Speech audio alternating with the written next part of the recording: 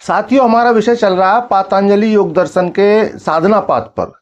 तो आज साधना पाद के 18वें सूत्र को समझेंगे कि सूत्र में पातंजलि ऋषि हमें क्या गहरा सूत्र दे रहे हैं और उसकी क्या गहरी व्याख्या है। उलझे रह सकते हैं भोग में, भोग विलास में उलझकर हम चूक सकते हैं मोक्ष की उस स्थिति से जो हम इस जीवन के द्वारा, इस मानव जीवन के द्वारा हम मोक्ष प्राप्ति कर सकते हैं। यह मानव जीवन ही एक ऐसा जीवन है जिसके द्वारा मोक्ष प्राप्ति संभव है। इस मानव जीवन के लिए बड़े बड़े देवता, बड़े बड़े यक्ष और किन्नर तरसते हैं मानव योनि में आने के लिए।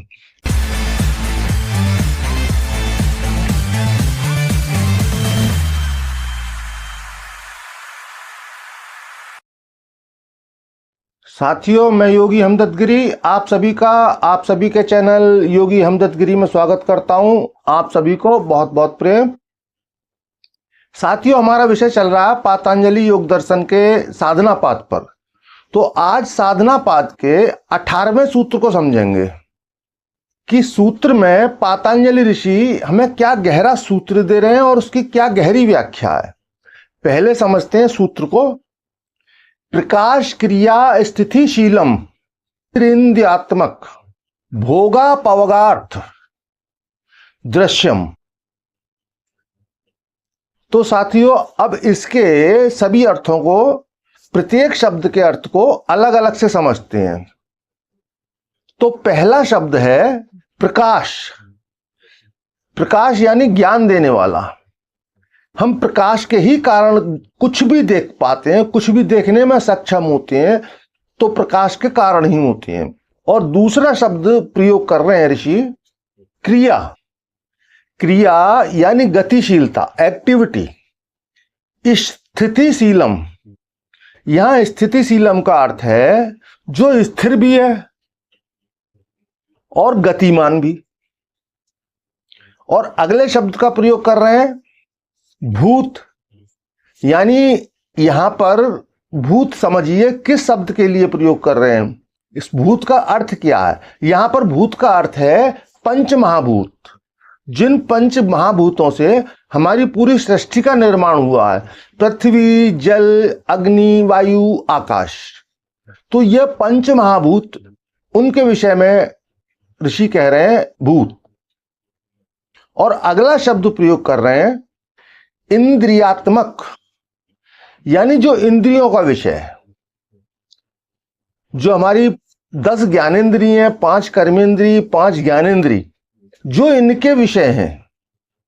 और अगला शब्द है भोग, यानी जो भी हम भोग कर पाते हैं, जो भी हम ग्रहण कर पाते हैं।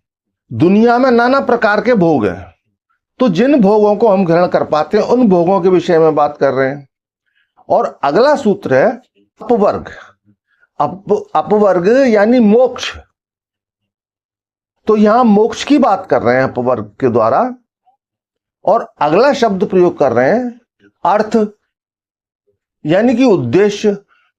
और अंतिम शब्द है दृश्यम, यानी जो भी संसार में हमें दिखाई देता है, जो भी हम इन आंखों से देख सकते हैं, इन स्थूल आंखों के द्वारा हम जो भी देख पाते हैं, वो सब मात्र दृश्य है।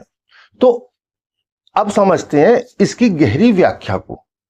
तो इसकी व्याख्या, ये जो भी हम दृश्य देखते हैं, ये भी जो भी जगत है, ये ज्ञान देने वाला है, सक्रिय है यानी एक्टिव है, और स्थिर भी है, अनएक्टिव भी है। यानी कि ये दृश्य जगत ज्ञान देने वाला, स्थित और स्थिर प्रकृति का है।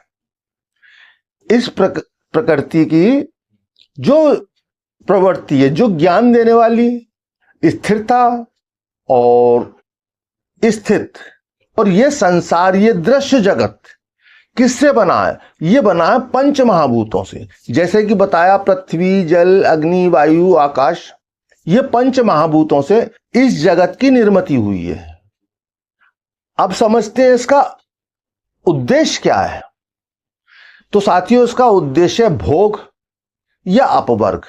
अपवर्ग यानी कि मोक्ष, भोग यानी कि जो भी हमारी वासनाएं हैं, जो भी हम भोगना चाहते हैं, जो भी हम प्राप्त कर लेना चाहते हैं, वो भोग है।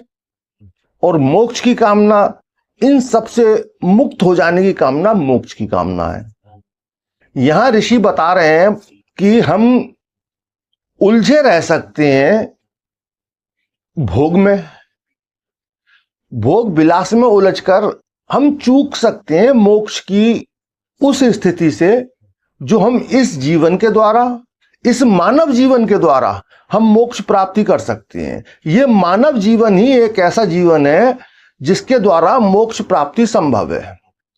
इस मानव जीवन के लिए बड़े बड़े देवता, बड़े बड़े यक्ष और किन्नर तरसते हैं मानव योनि में आने के लिए, क्योंकि एक मानव योनि ऐसी है जिसके पास स्थूल शरीर है और स्थूल शरीर से ही मोक्ष की प्राप्ति संभव है। तो साथियों, आज का वीडियो आप ठीक से समझ पाए होंगे, मैं ठीक से समझा पाया हूँगा। फिर भी कहीं कोई प्रश्न बचा हो तो आप पूछ सकते हैं, या कोई जिज्ञासा हो तो आप कमेंट बॉक्स में लिख सकते हैं, मैं सभी के जवाब देता हूं। इसी के साथ ये वीडियो यहीं समाप्त करूंगा। आप खुश रहें, मस्त रहें, तंदुरुस्त रहें। इसी के साथ आप सभी को बहुत बहुत प्रेम।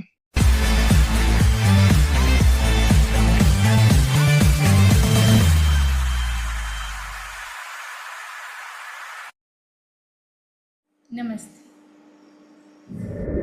आज हमारी मुलाकात अलीगढ़ के एक ऐसे योगी से है जिन्होंने 1994 से अपनी स्पिरिचुअल यात्रा शुरू की।